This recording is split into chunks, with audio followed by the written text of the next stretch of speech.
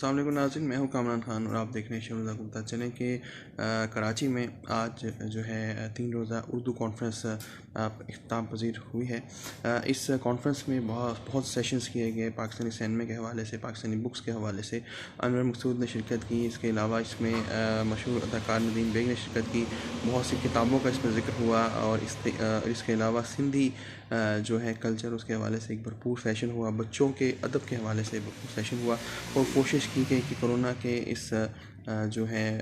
دور میں، اس ایمرجنسی کے دور میں لوگوں کو اچھی سہولت فراہم کی جائے اور اردو سے شغف پیدا کیا جائے نئی نسل میں، کیونکہ نئی نسل میں اردو کے حوالے سے جتنا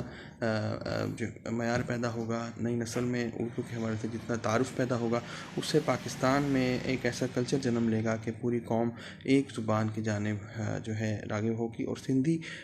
کا وہاں پہ ذکر ہونے کا اسی لیے ضروری تھا کہ اردو کسی کی دشمن نہیں ہے، اردو علاقائی زبانیں نہیں کھاتی، اردو کا سب کے ساتھ ایک ماں کا رشتہ موجود ہے۔